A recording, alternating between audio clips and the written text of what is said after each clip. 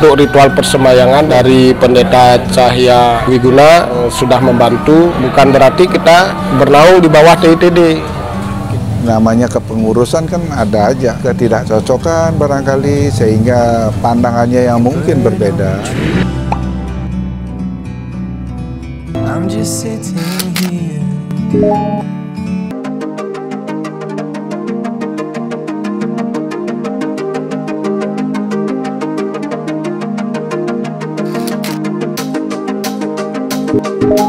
Kongco atau kelenteng di Tanjung Benoa, Kuta Selatan, Bali memiliki keunikan, namun tempat persembahyangan yang umum bagi kalangan keturunan Tionghoa ini juga masih menyimpan ganjalan, khususnya ganjalan di batin pengurus Kongco yang nama aslinya Kongco Chow Eng Bio. Lantas, apa masalah yang menjadi ganjalan itu?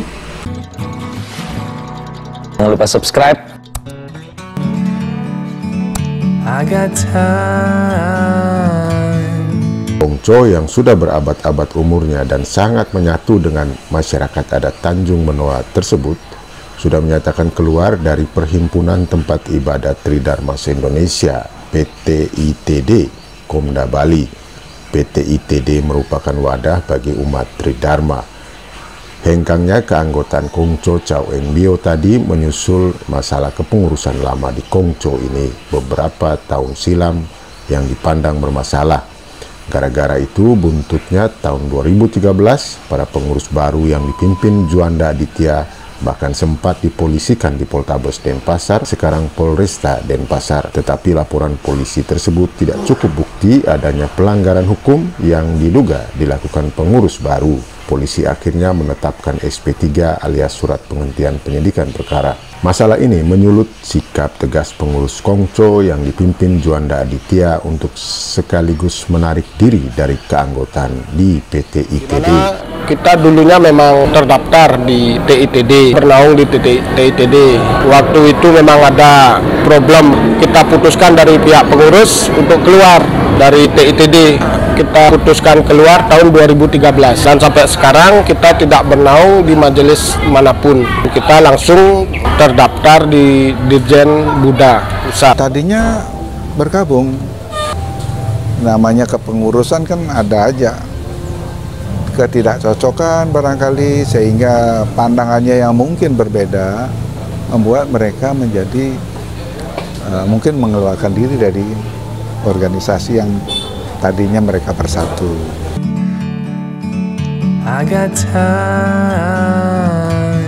Tidak ada konsekuensi sementara ini. Nah, kalau sampai pemerintah kemudian menegaskan bahwa kelenteng atau tempat ibadah harus punya atau masuk ke dalam satu lembaga, di sana baru problem. Sejauh ini belum ada. Ini kalau mereka ternyata diharuskan mengambil atau ikut dalam suatu kelembagaan organisasi keagamaan, di sana baru problem buat mereka. Jadi untuk bernaung atau terdaftarnya kelenteng Chow Eng Bio ini sendiri, yaitu di bawah Dirjen Buddha Pusat. Kalau ada angin segar baru-baru ini, Pandita Utama PTITD Komda Bali, Cahaya Chandra Wiguna, datang ke Kongco Chow Eng Bio. Waktunya pas berlangsung perayaan Sijit atau ulang tahun Dewi Laut. Kehadirannya sebagai Pandita Utama Majelis Rohaniwan Tridharma seluruh Indonesia sekaligus tokoh PTITD Bali. Untuk ritual persembahyangan memang dari Pendeta Cahya